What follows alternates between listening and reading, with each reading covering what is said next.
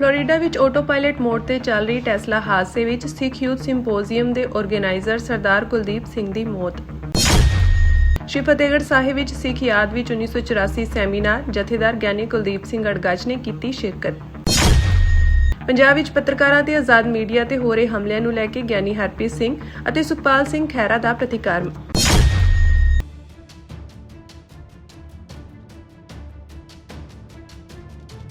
America ਦੇ Florida ਸੂਬੇ ਦੇ ਵੇਸਲੀ ਚੈਪਲ ਇਲਾਕੇ ਵਿੱਚ ਇੱਕ ਦੁਖਦਾਈ ਸੜਕ ਹਾਦਸਾ ਵਾਪਰਿਆ ਹੈ, ਜਿੱਥੇ ਆਟੋ ਪਾਇਲਟ ਮੋਡ ਤੇ ਚੱਲ ਰਹੀ ਟੈਸਲਾ ਗੱਡੀ ਹਾਦਸੇ ਦਾ ਸ਼ਿਕਾਰ ਹੋ ਗਈ। ਇਸ ਹਾਦਸੇ ਵਿੱਚ ਸਿੱਖ ਯੂਥ ਸਿੰਪੋਜ਼ੀਅਮ ਦੇ ਆਰਗੇਨਾਈਜ਼ਰ ਸਰਦਾਰ ਕੁਲਦੀਪ ਸਿੰਘ ਦੀ ਮੌਤ ਹੋ ਗਈ ਹੈ, ਜਦਕਿ ਗੱਡੀ ਵਿੱਚ ਸਵਾਰ ਉਹਨਾਂ ਦੇ ਪਤਨੀ ਜ਼ਖਮੀ ਹੋਏ ਹਨ। ਫਲੋਰੀਡਾ ਹਾਈਵੇ ਪੈਟਰੋ ਦੇ ਅਨੁਸਾਰ ਇਹ ਹਾਦਸਾ ਮੰਗਲਵਾਰ ਰਾਤ ਕਰੀਬ 8 ਵਜੇ ਵਾਪਰਿਆ। Tesla model Y SUV auto pilot mode ਤੇ ਸੀ ਜਦੋਂ ਗੱਡੀ ਸੜਕ ਤੋਂ ਬਾਹਰ ਨਿਕਲ ਗਈ ਅਤੇ ਇੱਕ ਇਲੈਕਟ੍ਰੋਨਿਕ ਬਾਕਸ ਨਾਲ ਟਕਰਾਉਣ ਤੋਂ ਬਾਅਦ ਨੇੜਲੇ ਪੌਂਡ ਵਿੱਚ ਜਾ ਡਿੱਗੀ। ਰਾਹਤ ਟੀਮਾਂ ਨੇ ਦੋਵੇਂ ਸਵਾਰਾਂ ਨੂੰ ਬਾਹਰ ਕੱਢ ਕੇ ਤੁਰੰਤ ਹਸਪਤਾਲ ਪਹੁੰਚਾਇਆ, ਜਿੱਥੇ ਕੁਲਦੀਪ ਸਿੰਘ ਨੇ ਇਲਾਜ ਦੌਰਾਨ ਆਖਰੀ ਸਾਹ ਲਈ। ਇਸ ਘਟਨਾ ਤੋਂ ਬਾਅਦ ਜਿੱਥੇ ਟੈਕਨੋਲੋਜੀ ਅਤੇ ਮਨੁੱਖੀ ਸੁਰੱਖਿਆ ਸੰਬੰਧੀ ਇੱਕ ਵਾਰ ਫਿਰ ਗੰਭੀਰ ਚਰਚਾ ਸ਼ੁਰੂ ਹੋ ਗਈ ਹੈ, ਉੱਥੇ ਹੀ ਦੂਜੇ ਪਾਸੇ ਇਸ ਕਦੇ ਨਾ ਪੂਰਾ ਹੋਣ ਵਾਲੇ ਘਾਟੇ ਨੂੰ ਲੈ ਕੇ ਸਿੱਖ ਜਗਤ ਵਿੱਚ ਸੋਗ ਦੀ ਲਹਿਰ ਹੈ।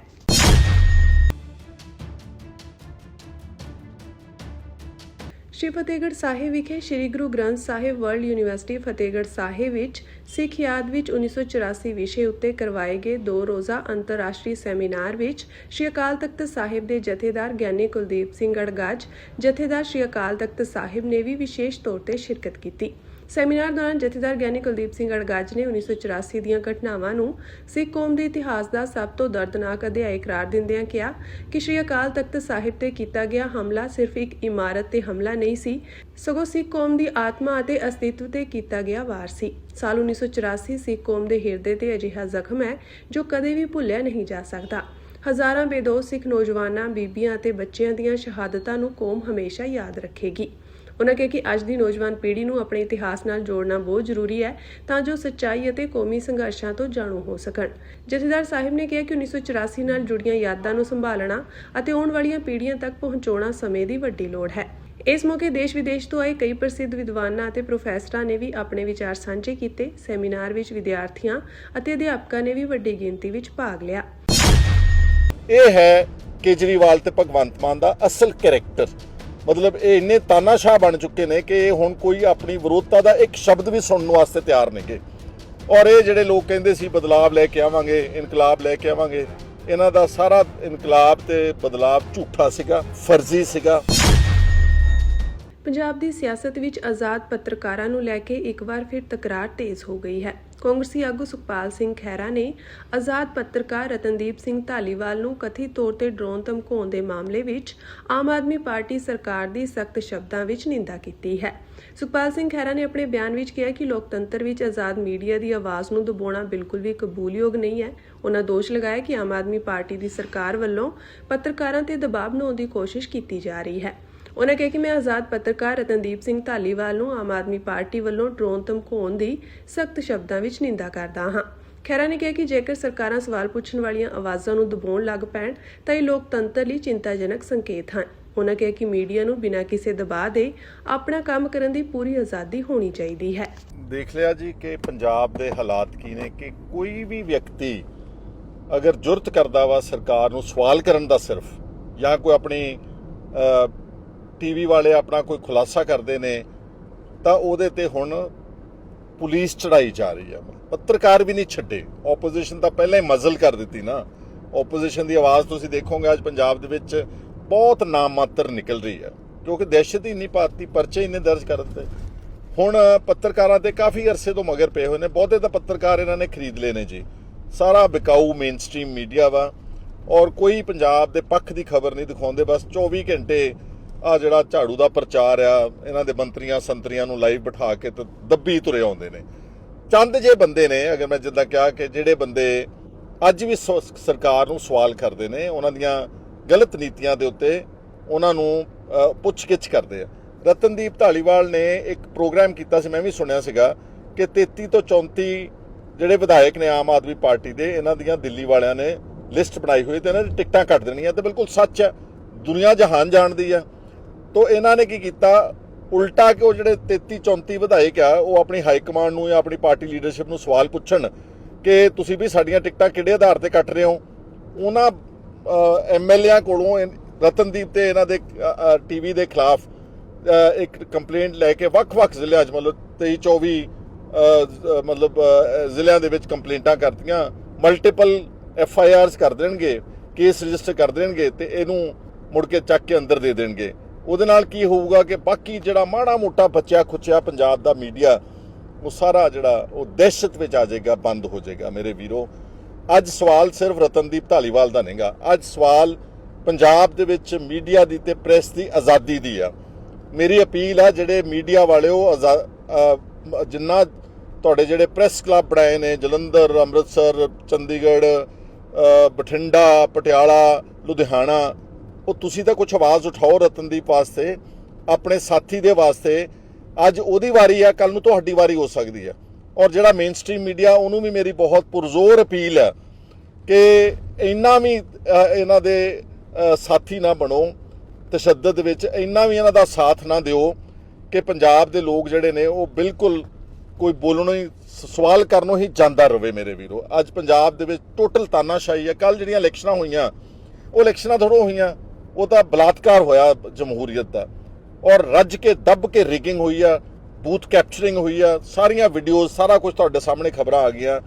ਇਹ ਹੈ ਕੇਜਰੀਵਾਲ ਤੇ ਭਗਵੰਤ ਮਾਨ ਦਾ ਅਸਲ ਕੈਰੈਕਟਰ। ਮਤਲਬ ਇਹ ਇੰਨੇ ਤਾਨਾਸ਼ਾਹ ਬਣ ਚੁੱਕੇ ਨੇ ਕਿ ਇਹ ਹੁਣ ਕੋਈ ਆਪਣੀ ਵਿਰੋਧਤਾ ਦਾ ਇੱਕ ਸ਼ਬਦ ਵੀ ਸੁਣਨ ਵਾਸਤੇ ਤਿਆਰ ਨੇਗੇ। ਔਰ ਇਹ ਜਿਹੜੇ ਲੋਕ ਕਹਿੰਦੇ ਸੀ ਬਦਲਾਵ ਲੈ ਕੇ ਆਵਾਂਗੇ, ਇਨਕਲਾਬ ਲੈ ਕੇ ਆਵਾਂਗੇ, ਇਹਨਾਂ ਦਾ ਸਾਰਾ ਇਨਕਲਾਬ ਤੇ ਬਦਲਾਵ ਝੂਠਾ ਸੀਗਾ, ਫਰਜ਼ੀ ਸੀਗਾ। ਔਰ ਇਹ ਹੁਣ ਪੁਲਿਸ ਦੇ ਸਿਰ ਤੇ ਰਾਜ ਕਰਦੇ। ਮੈਂ ਬਹੁਤ ਦੇਰ ਦਾ ਕਹਿ ਰਿਹਾ ਕਿ ਅੱਜ ਪੰਜਾਬ ਪੁਲਿਸ ਸਟੇਟ ਆ, ਅੱਜ ਪੰਜਾਬ ਦੇ ਵਿੱਚ ਪੁਲਿਸ ਦਾ ਰਾਜ ਆ। ਪੁਲਿਸ ਦੇ ਸਿਰ ਤੇ ਆਪਣੀ ਤਾਨਾਸ਼ਾਹੀ ਤੇ ਆਪਣੀ ਸਰਕਾਰ ਚਲਾ ਰਹੇ ਨੇ ਔਰ ਬਹੁਤ ਅਨਿਆਏ ਤੇ ਗਲਤ ਕੰਮ ਕਰ ਰਹੇ ਨੇ। ਝੂਠੇ ਪੁਲਿਸ ਮੁਕਾਬਲੇ, ਕਿਸਾਨਾਂ ਦੇ ਅੰਦੋਲਨਾਂ ਨੂੰ ਖਦੇੜ ਦੇਣਾ, ਪੀਲਾ ਪੰਜਾ ਚਲਾ ਦੇਣਾ, ਚਰਨਜੀਤ ਵਰਗਿਆਂ ਨੂੰ ਚੱਕ ਕੇ ਜਿਉਂਦ ਪਿੰਡ ਚੋਂ ਲੱਤਾਂ ਬਾਹਾਂ ਤੋੜ ਦੇਣੀਆਂ, ਆ ਪੀਲੇ ਪਰਨੇ ਵਾਲੇ ਨੂੰ ਚੱਕ ਕੇ ਲੈ ਕੇ ਆਓ, ਪੀਲੇ ਪਰਨੇ ਆਪਾਂ ਹੁਣ ਆਪਣੇ ਵਕਾਰ ਨੂੰ ਵੰਗਾਰ ਮਾਰੀ ਹੈ ਇਹਨਾਂ ਨੇ, ਬੋਕਰ ਪਾਰਟੀ, ਝਾੜੂ ਪਾਰਟੀ ਵਾਲਿਆਂ ਨੇ। ਇਸ ਲਈ ਮੇਰੇ ਪੰਜਾਬ ਦੇ ਸਮੂਹ ਲੋਕਾਂ ਨੂੰ ਗੱਲ ਇਹ ਕਹਿਣਾ ਚਾਹੁੰਦਾ ਕਿ ਅਗਰ ਕੋਈ ਵੀ ਸਾਂਝੀ ਜਥੇਬੰਦੀ ਰਤਨਦੀਪ ਸਿੰਘ ਦੇ ਧਾਲੀਵਾਲ ਦੇ ਜਿਹੜੀ ਕਿਰਦਾਰਕੁਸ਼ੀ ਕੀਤੀ ਜਾ ਰਹੀ ਆ, ਜੋ ਇਹਦੇ ਤੇ ਇੱਕ ਸਰਾਸਰ ਪੋਲੀਟੀਕਲ ਵੈਂਡੇਟਾ ਕੀਤਾ ਜਾ ਰਿਹਾ, ਜੋ ਉਹਦੇ ਤੇ ਦਹਿਸ਼ਤ ਪਾਈ ਜਾ ਰਹੀ ਉਹਦੇ ਪਰਿਵਾਰ ਤੇ ਉਹਦੇ ਬੱਚਿਆਂ ਬਾਰੇ, ਸੋਚੋ ਕੀ ਹੋਵੇਗਾ। ਅਗਰ ਕੋਈ ਵੀ ਜਥੇਬੰਦੀ ਉਹਦੇ ਬਾਰੇ ਕਾਲ ਦੇਵੇਗੀ ਤਾਂ ਮੈਂ ਆਪਣੇ ਵੱਲੋਂ ਯਕੀਨ ਦਿਵਾਉਣਾ ਚਾਹੁੰਦਾ, ਆਪ ਵੀ ਆਊਂਗਾ ਤੇ ਆਪਣੇ ਪੰਜਾਬ ਦੇ ਲੋਕਾਂ ਨੂੰ ਅਪੀਲ ਕਰੂੰਗਾ ਕਿ ਵੱਧ ਤੋਂ ਵੱਧ ਉਹਦੀ ਕਾਲ ਤੇ ਉੱਥੇ ਜਾ ਕੇ ਪਹੁੰਚੋ, ਤਾਂ ਕਿ ਆਪਾਂ ਆਪਣੇ ਆਜ਼ਾਦ ਪੱਤਰਕਾਰਾਂ ਦੀ ਆਜ਼ਾਦ ਆਵਾਜ਼ਾਂ ਨੂੰ ਪੰਜਾਬ ਦੇ ਵਿੱਚ ਬਚਾ ਸਕੀਏ। ਅੱਜ ਦਾ ਮੇਰਾ ਵਿਸ਼ੇ ਮੇਰੇ ਵੀਰੋ, ਭੈਣੋ, ਬਜ਼ੁਰਗੋ, NRIs ਇਹੀ ਸੀਗਾ। ਆਓ ਸਾਡਾ ਸਾਥ ਦਿਓ, ਰਤਨਦੀਪ ਧਾਲੀਵਾਲ ਦੀ ਆਪਾਂ ਸਭ ਦੱਬ ਕੇ ਹਿਫਾਜ਼ਤ ਕਰੀਏ। ਪੰਜਾਬ ਵਿੱਚ ਪੱਤਰਕਾਰਾਂ ਅਤੇ ਆਜ਼ਾਦ ਮੀਡੀਆ ਉੱਤੇ ਹੋ ਰਹੀਆਂ ਕਾਰਵਾਈਆਂ ਨੂੰ ਲੈ ਕੇ ਸਿਆਸਤ ਗਰਮਾ ਗਈ ਹੈ। ਸ਼੍ਰੀ ਅਕਾਲ ਤਖਤ ਸਾਹਿਬ ਦੇ ਸਾਬਕਾ ਜਥੇਦਾਰ ਅਤੇ ਅਕਾਲੀ ਦਲ ਪੁਨਰ ਸੁਰਜੀਤੀ ਦੇ ਆਗੂ ਗਿਆਨੀ ਹਰਪ੍ਰੀਤ ਸਿੰਘ ਨੇ ਸਰਕਾਰ ਤੇ ਗੰਭੀਰ ਇਲਜ਼ਾਮ ਲਗਾਉਂਦੇ ਹੋਏ ਕਿਹਾ ਕਿ ਪੰਜਾਬ ਦੇ ਪੱਤਰਕਾਰਾਂ ਅਤੇ ਆਜ਼ਾਦ ਮੀਡੀਆ ਦੀ ਆਵਾਜ਼ ਨੂੰ ਦਬਾਉਣ ਲਈ ਵੱਖ-ਵੱਖ ਹਥਕੰਡੇ ਅਪਣਾਏ ਜਾ ਰਹੇ ਹਨ। ਗਿਆਨੀ ਹਰਪ੍ਰੀਤ ਸਿੰਘ ਨੇ ਕਿਹਾ ਕਿ ਪੱਤਰਕਾਰਾਂ ਦੇ ਚੈਨਲ ਬੰਦ ਕਰਵਾਉਣਾ, ਕਾਪੀਰਾਈਟ ਰਾਹੀਂ ਆਵਾਜ਼ ਦਬਾਉਣਾ ਅਤੇ ਹੁਣ ਪੱਤਰਕਾਰ ਰਤਨਦੀਪ ਸਿੰਘ ਧਾਲੀਵਾਲ ਦੇ ਘਰ ਪੁਲਿਸ ਛਾਪੇਮਾਰੀ ਵਰਗੀਆਂ ਘਟਨਾਵਾਂ ਆਜ਼ਾਦ ਪੱਤਰਕਾਰਤਾ ਉੱਤੇ ਸਿੱਧਾ ਹਮਲਾ ਹਨ। ਉਨ੍ਹਾਂ ਕਿਹਾ ਕਿ ਲੋਕਤੰਤਰ ਵਿੱਚ ਆਜ਼ਾਦ ਮੀਡੀਆ ਦੀ ਬਹੁਤ ਮਹੱਤਵਪੂਰਨ ਭੂਮਿਕਾ ਹੁੰਦੀ ਹੈ ਅਤੇ ਜੇਕਰ ਸਰਕਾਰਾਂ ਸਵਾਲ ਪੁੱਛਣ ਵਾਲੀਆਂ ਆਵਾਜ਼ਾਂ ਨੂੰ ਹੀ ਦਬਾਉਣ ਲੱਗ ਪੈਣ ਤਾਂ ਇਹ ਲੋਕਤੰਤਰ ਲਈ ਖਤਰਨਾਕ ਸੰਕੇਤ ਹਨ। ਅਸੀਂ ਇਹਨਾਂ ਕਾਰਵਾਈਆਂ ਦੀ ਸਖਤ ਸ਼ਬਦਾਂ ਵਿੱਚ ਨਿਖੇਧੀ ਕਰਦੇ ਹਾਂ। ਸਰਕਾਰ ਨੂੰ ਚਾਹੀਦਾ ਹੈ ਕਿ ਪੁਲਿਸ ਅਤੇ ਪ੍ਰਸ਼ਾਸਨਿਕ ਦਬਾਅ ਰਾਹੀਂ ਪੱਤਰਕਾਰਾਂ ਦੀ ਆਵਾਜ਼ ਦਬਾਉਣ ਦੀ ਬਜਾਏ ਪੰਜਾਬ ਅਤੇ ਪੰਜਾਬੀਆਂ ਦੀ ਭਲਾਈ ਲਈ ਕੰਮ ਕਰੇ। ਗਿਆਨੀ ਹਰਪ੍ਰੀਤ ਸਿੰਘ ਨੇ ਇਹ ਵੀ ਕਿਹਾ ਕਿ ਅਕਾਲੀ ਦਲ ਪੁਨਰ ਸੁਰਜੀਤ ਹਮੇਸ਼ਾ ਪੰਜਾਬ ਦੇ ਮੀਡੀਆ ਅਤੇ ਆਜ਼ਾਦ ਪੱਤਰਕਾਰਤਾ ਦੇ ਹੱਕ ਵਿੱਚ ਡਟ ਕੇ ਖੜਾ ਰਹੇਗਾ। ਅਜੇਪਾਲ ਸਿੰਘ ਧਾਲੀਵਾਲ ਮਾਊਂਟ ਐਵਰੈਸਟ ਦੀ ਚੋਟੀ ਸਰ ਕਰਨ ਵਾਲੇ ਪਹਿਲੇ ਕੈਨੇਡੀਅਨ ਪੰਜਾਬੀ ਬਣ ਗਏ ਹਨ। ਬਰੈਂਪਟਨ, ਓਨਟਾਰੀਓ ਵਿੱਚ ਰਹਿਣ ਵਾਲੇ ਪੰਜਾਬੀ ਮੂਲ ਦੇ ਕੈਨੇਡੀਅਨ ਅਜੇਪਾਲ 20 ਮਈ ਨੂੰ 8848.86 ਮੀਟਰ ਉਚਾਈ ਤੇ ਪਹੁੰਚੇ। ਇਸ ਦਿਨ ਰਿਕਾਰਡ 274 ਪਰਬਤਾਂ ਹੋਈਆਂ ਨੇ। ਨੇਪਾਲ ਵਾਲੇ ਪਾਸੇ ਤੋਂ ਐਵਰੈਸਟ ਤੇ ਚੜ੍ਹਾਈ ਕੀਤੀ ਸੀ। ਉਹ ਤੁਲਸੀ ਰੈਡੀ, ਪਾਲ ਪੁਨੂਰੀ ਅਤੇ ਸੰਦੀਪ ਆਰੇ ਨਾਲ ਉਹਨਾਂ 3 ਭਾਰਤੀਆਂ ਵਿੱਚ ਸ਼ੁਮਾਰ ਸਨ ਜਿਨ੍ਹਾਂ ਨੇ ਉਸ ਦਿਨ ਦੁਨੀਆ ਦੀ ਸਭ ਤੋਂ ਉੱਚੀ ਚੋਟੀ ਨੂੰ ਸਰ ਕੀਤਾ ਸੀ। ਨੇਪਾਲ ਦੀ ਐਕਸਪੀਡੀਸ਼ਨ ਆਪਰੇਟਰਸ ਐਸੋਸੀਏਸ਼ਨ ਨੇ ਅਨੁਕੂਲ ਮੌਸਮੀ ਸਥਿਤੀਆਂ ਦੀ ਮਦਦ ਨਾਲ 274 ਪਰਬਤਾਰੋਹੀਆਂ ਦੇ ਇੱਕ ਦਿਨ ਦੇ ਰਿਕਾਰਡ ਦੀ ਪੁਸ਼ਟੀ ਕੀਤੀ।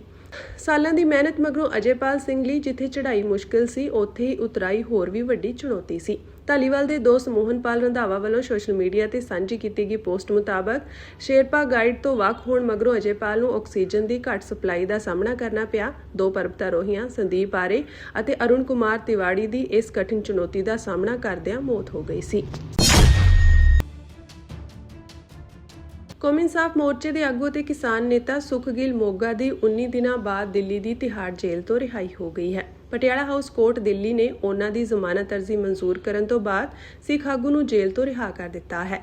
ਜ਼ਿਕਰਯੋਗ ਹੈ ਕੌਮੀ ਇਨਸਾਫ ਮੋਰਚੇ ਵੱਲੋਂ ਬੰਦੀ ਸਿੰਘਾਂ ਦੀ ਰਿਹਾਈ ਨੂੰ ਲੈ ਕੇ 7 ਮਈ ਨੂੰ ਦਿੱਲੀ ਵਿਖੇ ਰੋਸ ਮਾਰਚ ਕਰਨ ਦਾ ਪ੍ਰੋਗਰਾਮ ਉਲੀਕਿਆ ਗਿਆ ਸੀ। ਇਸ ਮਾਰਚ ਵਿੱਚ ਸ਼ਾਮਿਲ ਹੋਣ ਲਈ ਜਦੋਂ ਸੁਖਗਿੱਲ ਆਪਣੇ ਸਾਥੀਆਂ ਸਰਪੰਚ ਦਲਜੀਤ ਸਿੰਘ, ਰਣਜੀਤ ਸਿੰਘ, ਚੰਦਨਦੀਪ ਮਹਿਤਾ ਅਤੇ ਗੁਰਚਰਨ ਸਿੰਘ ਨਾਲ ਗੁਰਦੁਆਰਾ ਬੰਗਲਾ ਸਾਹਿਬ ਤੋਂ ਜੰਤਰ ਮੰਤਰ ਵੱਲ ਜਾ ਰਹੇ ਸਨ ਤਾਂ ਦਿੱਲੀ ਪੁਲਿਸ ਨੇ ਉਹਨਾਂ ਨੂੰ ਆਪਣੀ ਹਿਰਾਸਤ ਵਿੱਚ ਲੈ ਲਿਆ ਸੀ। ਇਸ ਤੋਂ ਬਾਅਦ ਸੁਖਗਿੱਲ ਉੱਤੇ ਮਾਮਲਾ ਦਰਜ ਕਰਕੇ ਜੇਲ੍ਹ ਭੇਜ ਦਿੱਤਾ ਗਿਆ ਸੀ। ਰਿਹਾਈ ਮੌਕੇ ਵੱਡੀ ਗਿਣਤੀ ਵਿੱਚ ਉਹਨਾਂ ਦੇ ਸਾਥੀ ਤਿਹਾੜ ਜੇਲ੍ਹ ਦੇ ਬਾਹਰ ਪਹੁੰਚੇ ਅਤੇ ਬਾਹਰ ਆਉਣ ਤੇ ਭਰਵਾਂ ਸਵਾਗਤ ਕੀਤਾ ਗਿਆ। ਆਪਣੀ ਰਿਹਾਈ ਤੋਂ ਬਾਅਦ ਸੁਖਗਿੱਲ ਨੇ ਗੱਲਬਾਤ ਕਰਦੇ ਹੋਏ ਕਿਹਾ ਕਿ ਉਹ ਸਿੱਖ ਕੌਮ ਦੇ ਹੱਕਾਂ ਅਤੇ ਹਿੱਤਾਂ ਦੀ ਲੜਾਈ ਜਾਰੀ ਰੱਖਣਗੇ। ਕੌਮੀ ਇਨਸਾਫ ਮੋਰਚੇ ਦੇ ਮੁੱਖ ਆਗੂ ਭਾਈ ਗੁਰਦੀਪ ਸਿੰਘ ਬਠਿੰਡਾ ਨੇ ਸੁਖਗਿੱਲ ਦੀ ਰਿਹਾਈ ਦਾ ਸਵਾਗਤ ਕੀਤਾ ਹੈ। ਤੇ ਅੱਜ ਸਰਕਾਰ ਜਿਹੜੀ ਆ ਉਹ ਮੈਨੂੰ ਲੱਗਦਾ ਬੜੀ ਸੌੜੀ ਸੋਚ, ਕਿਉਂਕਿ ਭਗਵੰਤ ਮਾਨ ਇੱਕ ਆਪ ਕਲਾਕਾਰ ਆ, ਕਿਉਂਕਿ ਕਲਾਕਾਰ ਦੀ ਕੋਈ ਸੀਮਾ ਨਹੀਂ ਹੁੰਦੀ, ਉਹਦੀ ਕੋਈ ਤੈਅ ਨਹੀਂ ਹੁੰਦਾ। ਉਹਦਾ ਤੈਅ ਕੀ ਹੁੰਦਾ ਵੀ ਉਹਨੇ ਸਮਾਜ ਲਈ ਕੀ ਜਾਗਰੂਕਤਾ ਲਿਆਂਦੀ ਆ। ਕਾਂਗਰਸ ਦੇ ਜਲੰਧਰ ਤੋਂ ਵਿਧਾਇਕ ਅਤੇ ਸੀਨੀਅਰ ਕਾਂਗਰਸੀ ਆਗੂ ਪ੍ਰਗਟ ਸਿੰਘ ਨੇ ਪੰਜਾਬ ਦੇ ਮਸ਼ਹੂਰ ਗਾਇਕ ਸਿੱਧੂ ਮੂਸੇਵਾਲਾ ਨੂੰ ਉਹਨਾਂ ਦੀ ਚੌਥੀ ਬਰਸੀ ਮੌਕੇ ਨਮ ਅੱਖਾਂ ਨਾਲ ਸ਼ਰਧਾਂਜਲੀ ਭੇਂਟ ਕੀਤੀ। ਪ੍ਰਗਟ ਸਿੰਘ ਨੇ ਕਿਹਾ ਕਿ ਜਿਸ ਬੇਰਹਿਮੀ ਨਾਲ ਪੰਜਾਬ ਦੀ ਸ਼ਕਤੀਸ਼ਾਲੀ ਆਵਾਜ਼ ਅਤੇ ਮਾਪਿਆਂ ਦੇ ਇਕਲੌਤੇ ਪੁੱਤਰ ਨੂੰ ਸਾਡੇ ਤੋਂ ਖੋਲਿਆ ਗਿਆ, ਉਸ ਦੇ ਜ਼ਖਮ ਅਜੇ ਵੀ ਤਾਜ਼ਾ ਹਨ। ਉਨ੍ਹਾਂ ਕਿਹਾ ਕਿ ਇਹ ਸਿਰਫ ਸਰਦਾਰ ਬਲਕੌਰ ਸਿੰਘ ਦੇ ਪਰਿਵਾਰ ਦਾ ਦਰਦ ਨਹੀਂ ਹੈ, ਸਗੋਂ ਪੂਰੇ ਪੰਜਾਬ ਦਾ ਇੱਕ ਅਸਹਿ ਦੁੱਖ ਹੈ। ਉਨ੍ਹਾਂ ਕਿਹਾ ਕਿ ਉਹ ਨੀਡਰ ਨੌਜਵਾਨ ਆਵਾਜ਼ ਹਮੇਸ਼ਾ ਸਾਡੀਆਂ ਯਾਦਾਂ ਵਿੱਚ ਜ਼ਿੰਦਾ ਰਹੇਗੀ ਅਤੇ ਅਸੀਂ ਇਨਸਾਫ ਦੀ ਲੜਾਈ ਵਿੱਚ ਪਰਿਵਾਰ ਦੇ ਨਾਲ ਮਜ਼ਬੂਤੀ ਨਾਲ ਖੜੇ ਰਹਾਂਗੇ। ਦੇਖੋ ਜਿਹੜੀਆਂ ਗਦਾਰੀਆਂ ਆ, ਕਿਉਂਕਿ ਸਿੱਧੂ ਨੇ ਤਾਂ ਉਦੋਂ ਕਹਿਤਾ ਸੀ ਵੀ ਗਦਾਰ ਹੈ ਕੌਣ ਆ, ਤੇ ਅੱਜ ਸਰਕਾਰ ਜਿਹੜੀ ਆ ਉਹ ਮੈਨੂੰ ਲੱਗਦਾ ਬੜੀ ਸੌੜੀ ਸੋਚ, ਕਿਉਂਕਿ ਭਗਵੰਤ ਮਾਨ ਇੱਕ ਆਪ ਕਲਾਕਾਰ ਆ, ਕਿਉਂਕਿ ਕਲਾਕਾਰ ਦੀ ਕੋਈ ਸੀਮਾ ਨਹੀਂ ਹੁੰਦੀ, ਉਹਦੀ ਕੋਈ ਤੈਅ ਨਹੀਂ ਹੁੰਦਾ। ਉਹਦਾ ਤੈਅ ਕੀ ਹੁੰਦਾ ਵੀ ਉਹਨੇ ਸਮਾਜ ਲਈ ਕੀ ਜਾਗਰੂਕਤਾ ਲਿਆਂਦੀ ਆ। ਮੈਨੂੰ ਲੱਗਦਾ ਵੀ ਇੱਕ ਕਲਾਕਾਰ ਦਾ ਇੱਕ ਕਲਾਕਾਰ ਦੇ ਪ੍ਰਤੀ ਇਹੋ ਜਿਹਾ ਵਤੀਰਾ, ਮੈਨੂੰ ਲੱਗਦਾ ਇਹ ਤੋਂ ਵੱਡੀ ਮਾੜੀ ਗੱਲ ਨਹੀਂ ਹੋ ਸਕਦੀ, ਕਿਉਂਕਿ ਭਗਵੰਤ ਮਾਨ ਕੁਰਸੀ ਸਾਰੀ ਉਮਰ ਹਰ ਬੰਦੇ ਕੋਲ ਰਹਿੰਦੀ ਨਹੀਂ ਹੈ, ਲੇਕਿਨ ਜਸਟਿਸ ਜਿਹੜਾ ਆ ਉਹ ਮੈਨੂੰ ਲੱਗਦਾ ਜੇ ਕਿਤੇ ਤੁਹਾਡਾ ਘੋਰ ਵਿਰੋਧੀ ਵੀ ਹੋਵੇ, ਜਸਟਿਸ ਉਹਨੂੰ ਵੀ ਦੇਣਾ ਚਾਹੀਦਾ। ਮੈਨੂੰ ਲੱਗਦਾ ਜਸਟਿਸ ਦੀ ਤਸਵੀਰ ਹੀ ਇਹ ਹੁੰਦੀ ਆ। ਸੋ ਅੱਜ 4 ਸਾਲਾਂ ਬਾਅਦ ਵੀ ਕਿਤੇ ਨਾ ਕਿਤੇ ਉਹੋ ਹੀ ਜ਼ਖਮ ਜਿਹੜੇ ਆ ਉਹ ਅੱਲੇ ਹੈਗੇ ਆ, ਔਰ ਮੈਂ ਸਮਝ ਸਕਦਾ ਕਿ ਬਲਕੌਰ ਸਿੰਘ ਹੋਣਾ ਦੀ ਜਿਹੜੀ ਮਾਨਸਿਕ ਸਥਿਤੀ ਆ, ਜਿਹੜੀ ਉਹਨਾਂ ਦੀ ਪੀੜਾ ਆ, ਉਹਦੇ ਤੇ ਮੈਨੂੰ ਲੱਗਦਾ ਸਰਕਾਰ ਨੂੰ ਗੌਰ ਕਰਨਾ ਚਾਹੀਦਾ। ਔਰ ਇਨਸਾਫ ਜਿਹੜਾ ਆ ਉਹ ਕੋਈ ਸੀਮਾ ਦੇ ਵਿੱਚ ਜਾਂ ਕਿਸੇ ਪਾਰਟੀਕੂਲਰ ਤਬਕੇ ਲਈ ਨਹੀਂ ਹੁੰਦਾ, ਇਹ ਇਨਸਾਨੀਅਤ ਲਈ ਇਨਸਾਫ। ਕੀ ਕਹੋਗੇ ਕਿੱਕਲੀਆਂ ਪਾਉਣ ਦੀ ਬਜਾਏ ਲੱਗਦਾ ਨਹੀਂ ਸੀਐਮ ਸਾਹਿਬ ਨੂੰ ਗਰਾਊਂਡ ਤੇ ਧਿਆਨ ਦੇਣਾ ਚਾਹੀਦਾ, ਜੋ ਹਾਲਾਤ ਬਣ ਰਹੇ ਨੇ ਜੋ ਹਾਲਾਤ ਦੇਖੋ, ਜੋ ਹਾਲਾਤ ਹੈ, ਇੱਕ ਕਿੱਕਲੀਆਂ ਕਹਿੰਦਾ ਮੈਂ ਪਾਈ ਜਾਣੀਆਂ।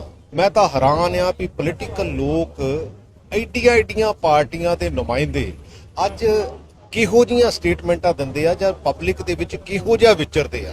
ਤੇ ਮੈਨੂੰ ਲੱਗਦਾ ਆਉਣ ਵਾਲਾ ਸਮਾਂ ਜਿਹੜਾ ਪੰਜਾਬ ਦਾ ਸੁਹਿਰਦਤਾ ਵਾਲਾ, ਪੰਜਾਬ ਨੂੰ ਅਸੀਂ ਸੋਚ ਸਮਝ ਕੇ ਤਾਂ ਅੱਗੇ ਲੈ ਕੇ ਜਾ ਸਕਦੇ ਆ। ਔਰ ਇਹੋ ਜੀ ਸ਼ਬਦਾਵਲੀ ਜਿਹੜੀ ਆ, ਜਿਹੜੇ ਪੋਲੀਟੀਕਲ ਲੋਕ ਵਰਤਣ ਲੱਗ ਪਏ ਆ, ਮੈਨੂੰ ਲੱਗਦਾ ਸਵਾਏ ਇੱਕ ਦੂਸਰੇ ਤੇ ਤੰਜ ਕੱਸਣ ਤੋਂ, ਸਵਾਏ ਇੱਕ ਦੂਸਰੇ ਨੂੰ ਮਿਹਣੋ ਮਿਹਣੀ ਹੋਣ ਤੋਂ, ਜਿੱਦਾਂ ਮੈਨੂੰ ਲੱਗਦਾ ਬਹੁਤ ਮਾੜੇ ਕਿਰਦਾਰ ਦੇ ਬੰਦੇ ਨਹੀਂ ਮਿਹਣੋ ਮਿਹਣੀ ਹੁੰਦੇ। ਅਸੀਂ ਅੱਜ ਪੰਜਾਬ ਦੇ ਇਸ਼ੂਜ਼ ਦੀ ਗੱਲ ਕਰੀਏ, ਪੰਜਾਬ ਦਾ ਪਾਣੀ ਕਿੱਥੇ ਖੜਾ, ਪੰਜਾਬ ਦੀ ਇਕਨੋਮੀ ਕਿੱਥੇ ਖੜੀ ਆ, ਪੰਜਾਬ ਦਾ ਲਾਅ ਐਂਡ ਆਰਡਰ ਕਿੱਥੇ ਖੜਾ, ਪੰਜਾਬ ਦਾ ਐਜੂਕੇਸ਼ਨ ਸਿਸਟਮ ਕਿੱਥੇ ਖੜਾ। ਸਾਡੀ ਜਿਹੜੀ ਯੰਗ ਪੀੜ੍ਹੀ ਆ ਉਹਨਾਂ ਨੂੰ ਸਾਨੂੰ ਸਮੇਂ ਦਾ ਹਾਣੀ ਬਣਾਉਣ ਦੀ ਜ਼ਰੂਰਤ ਹੈ, ਇਹਨਾਂ ਗੱਲਾਂ ਕਰਨ ਦੀ ਜ਼ਰੂਰਤ ਹੈ, ਨਾ ਕਿ ਆ ਜਿਹੜੀਆਂ ਕਿੱਕਲੀਆਂ ਪਾਉਣ। ਪੰਜਾਬ ਦੇ ਵਿੱਚ ਇਸ ਵੇਲੇ ਗੁੰਡਾ ਰਾਜ ਖਤਮ ਹੋਇਆ ਪਿਆ, ਪਰ ਪੰਜਾਬ ਮੈਂ ਇੱਕ ਗੱਲ ਕਹਿਣੀ ਚਾਹੁੰਦਾ, ਪੰਜਾਬ ਥੱਕਿਆ ਜ਼ਰੂਰ ਆ। ਜਿਹੜੇ ਵਾਅਦੇ ਕੀਤੇ ਆ ਅੱਜ ਤੱਕ ਉਹ ਵਾਅਦੇ ਪੂਰੇ ਨਹੀਂ ਕੀਤੇ, ਪਰ ਪੰਜਾਬ ਟੁੱਟਿਆ ਨਹੀਂ। ਪੰਜਾਬ ਵਿੱਚ ਭਾਜਪਾ ਨੇ ਵਿਧਾਨ ਸਭਾ ਚੋਣਾਂ ਤੋਂ ਪਹਿਲਾਂ ਕੇਵਲ ਸਿੰਘ ਢਿੱਲੋਂ ਨੂੰ ਪੰਜਾਬ ਦਾ ਨਵਾਂ ਪ੍ਰਧਾਨ ਨਿਯੁਕਤ ਕਰ ਦਿੱਤਾ ਹੈ। ਭਾਜਪਾ ਨੇ ਇਹ ਫੈਸਲਾ 2027 ਦੀਆਂ ਪੰਜਾਬ ਵਿਧਾਨ ਸਭਾ ਚੋਣਾਂ ਤੋਂ ਠੀਕ ਪਹਿਲਾਂ ਲਿਆ ਹੈ। ਕੇਵਲ ਢਿੱਲੋਂ 4 ਸਾਲ ਪਹਿਲਾਂ ਕਾਂਗਰਸ ਛੱਡ ਕੇ ਭਾਜਪਾ ਵਿੱਚ ਸ਼ਾਮਿਲ ਹੋਏ ਸਨ। ਹੁਣ ਉਹ ਪੰਜਾਬ ਵਿੱਚ ਭਾਜਪਾ ਦੇ ਸਿੱਖ ਚਿਹਰਾ ਹੋਣਗੇ। ਪਹਿਲਾਂ ਪਾਰਟੀ ਨੇ ਸੁਨੀਲ ਜਾਖੜ ਨੂੰ ਮੁੱਖ ਮੰਤਰੀ ਨਿਯੁਕਤ ਕੀਤਾ ਸੀ। ਹਾਲਾਂਕਿ ਉਹਨਾਂ ਨੇ ਲੋਕ ਸਭਾ ਚੋਣਾਂ ਤੋਂ ਬਾਅਦ ਅਸਤੀਫਾ ਦੇ ਦਿੱਤਾ ਸੀ, ਪਰ ਭਾਜਪਾ ਨੇ ਉਹਨਾਂ ਦਾ ਅਸਤੀਫਾ ਸਵੀਕਾਰ ਨਹੀਂ ਕੀਤਾ।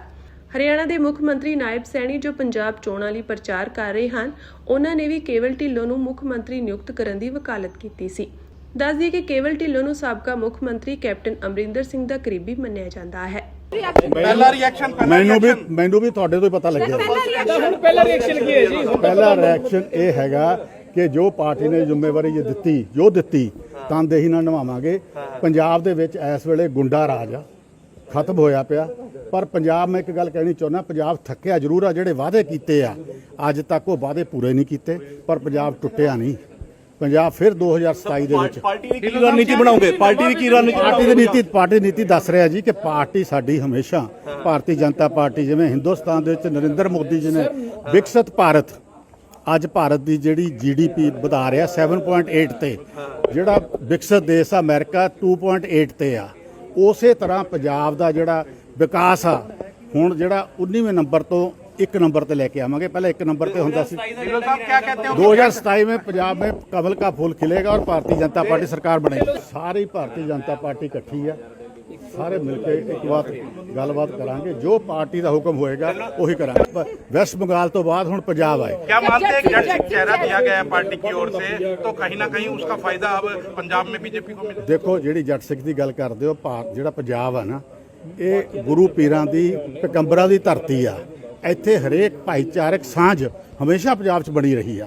ਹੁਣ ਵੀ ਪੰਜਾਬ ਜਿਹੜੇ ਭਾਈਚਾਰਕ ਸਾਂਝ ਦਾ ਧਿਆਨ ਰੱਖਿਆ ਜਾਏਗਾ। ਅਸੀਂ ਸਾਰੇ ਇਕੱਠੇ ਆ, ਹਿੰਦੂ ਸਿੱਖ ਸਭ, ਇਹ 'ਚ ਕੋਈ ਫਰਕ ਨਹੀਂ। ਪੰਜਾਬ ਦੇ ਵਿੱਚ ਦੇਖੋ ਮੇਰੀ ਗੱਲ ਸੁਣੋ, ਇੰਨਾ ਅੱਤਵਾਦ ਆਇਆ, ਪਰ ਪੰਜਾਬ ਦੇ ਵਿੱਚ ਕਦੇ ਵੀ ਸੱਭਿਆਚਾਰ ਤੌਰ ਤੇ ਭਾਈਚਾਰਕ ਤੌਰ ਦੀ ਹਮੇਸ਼ਾ ਗੱਲ ਇਕੱਠੀ ਰਹੀ ਹੈ। पंजाब के मुख्यमंत्री कहते हैं कि बीजेपी 1 या 2 सीट पे सिमट जाएगी। ਦੇਖੋ ਉਹ ਤਾਂ ਆਪਦੀ ਗੱਲ ਕਹਿ ਰਿਹਾ, ਮੈਂ ਉਹਦੀ ਗੱਲ ਨਹੀਂ ਕਰ ਰਿਹਾ, ਉਹ ਤਾਂ ਆਪਦੀ ਗੱਲ ਕਹਿ ਰਿਹਾ। ਜਿਹੜੀ ਗੱਲ ਉਹ ਕਹਿ ਰਹੀ ਮੈਥੋਂ ਲਿਖ ਲਓ।